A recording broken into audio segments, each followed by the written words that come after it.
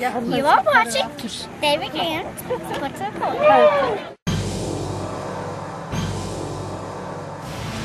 When you call for just any ambulance service, you never know what you might get.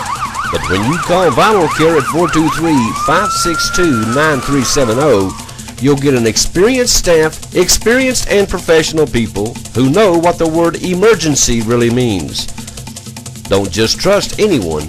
You do have a choice when it comes to ambulance service in this area. 562-9370. Thursday night was homecoming at both Jacksboro Middle School and La Follette Middle School, and we congratulate the winners and also congratulate everyone who participated. But we went to Jellicoe Middle School last night to witness the Blue Devils, who are 2-2, as they played the Hawks of Robbins. But first, the Jacksboro Middle School Eagles. They remain unbeaten and untied. As a matter of fact, their defense hasn't been scored on in 3 games, as they won big last night over Norris 38-2. Now, they got a safety late in the game as Mike Miller put the JV in, and we got caught in the end zone with the football, and that's how they got their 2 points. Jacob McGuire and Landon Reese picked off passes and turned them into scores as they ran them both back for touchdowns. It was pretty much over. As a matter of fact, Landon's pick came with the first possession, or their first possession. Mike Miller has his troops playing good ball right now. Let's hope he keeps it up, as they're on the road next week at Horace Maynard. Now, La Follette Middle School at last check was ahead 14-0, but that's all we could get, as none of the coaches sent us anything at the time of the taping of this program. So we'll just say we hope the Owls won their first game of the season. They're at home against Norris next week at La Follette Middle School.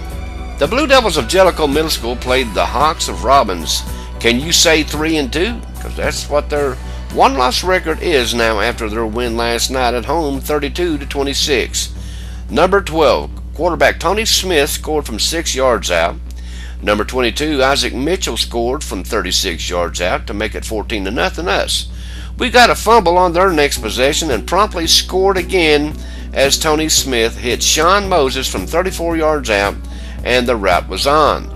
Now, we went into the locker room ahead 20-0. Now, they scored in the third as they consumed, listen to this, they consumed the entire third quarter and scored. We quickly answered that one, and the Hawks tried to mount a comeback as Coach Dustin Baker had his JV in by this time, but we got out of there with a win. Now, next week is homecoming up there this Thursday as they play a little tougher opponent in Fairview. But I like our chances, and we'll be there for that one as well. Coach Dustin Baker, after the game, he was a little unhappy with his team's performance in the second half coming out of the locker room, and they'd better fix that before next Thursday against Fairview. Saturday. If you think our lunch specials at the diner are great, then you ought to come in Saturday morning and enjoy their breakfast from 7 to 11. That's right, the same great quality they put into every Sunday lunch, they also put in their breakfast. So come in this Saturday and see what I mean. The diner on Jacksboro Pike, now serving breakfast every Saturday. From 7 to 11 a.m. That's only at the diner on Jacksboro Pike. Call in or carry out today. Thanks for watching my papa on WLAF. Here's the games that are going on tonight in district and high school. A little preview of what to expect. Anderson County will be at Powell. Wow. The Mavericks may lose another one tonight as they face a team that got taken to the woodshed by Powerhouse Oak Ridge last week at home. You can bet your bottom dollar they'll be ready for a banged-up Mavericks team that lost at home in a game they should have won as Central came in and beat them. Now, speaking of Central, they're at Carnes tonight. Now, Central, of course, coming off their upset win at Anderson County, traveled to Carnes, who are coming off their loss to the Cougars, who beat them up on the line of scrimmage and just about everywhere else last week. They play an athletic Central Bobcats team that will be looking to upset another team this week at their home field. Oak Ridge is at Halls tonight. Oh my goodness. That's all I got to say about that one, except how many points will the Wildcats drop on the Devils tonight? We'll see. Stay tuned. Clinton will be at Knox Central, Kentucky. Now, the Dragons go out of district tonight. They need to pick up a much-needed win. They can get it tonight if they play their cards right. The fans in Clinton are getting a little restless, though, as Josh Kerr isn't doing much down there. He's in his second season, and right now he has a one-loss record of Well, he's not won a game yet. They're still waiting.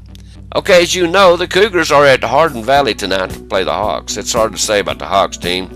They won big over Heritage. They lost big at Bearden. And they won in a nail-biter at Clinton. Now, the Cougars could come out of this game with a win tonight, so don't be surprised if they do just that. Now, here's a little bit from head football coach Justin Price on what kind of Hardin Valley team we will be facing Friday night. Tonight, we're at the Hardin Valley. Yep. The Hawks are 2-1. They're right above you guys in the standings, I believe. Yeah. Now, they're a funny team. Tell us a little bit about them. Yeah, Hardin Valley, they're a very, I like to refer to them as an old school football team. Okay. They run the island offense, and they kind of want to grind the clock a little bit and force you to tackle them and try to win that field position battle, kind of like we did last week. And defensively, they kind of sit back and, they give you some easy throws and some easy runs, but, they come up and tackle well. And they do the same. They force you to drive the ball on them. So it's just going to come down really for us offensively just to execute. As long as we're completing some balls, we don't turn the football over, we'll give ourselves a chance. Defensively, we got to eliminate the big plays. Like I said, I think we can. They like to run the football, so if we can stop their run, and our secondary just, they stay focused back there, wait for the play action pass, and defend their zones. Right, and we can do those things. I think it's going to benefit us. Okay, now our neighbors to the north, the Blue Devils of Jellicoe, they will play host to Sunbright tonight. They're disappointed still yet in their game last week because they felt they should have won over Kings Academy, but you know how that goes if a frog had wings. Sunbright's a much better team than what Jellicoe played last week, so Jellicoe will have to play much inspired football just to stay in this game. Otherwise, it could be a bad night for the Devils. Remember, you can hear the Devils on the network and you can see the Cougars on the network. And you say, David, what network is that? That's none other than the WLAF Sports Network, and it's at 1450WLAF.com. If I were you, I would just keep my computer there and just leave it there.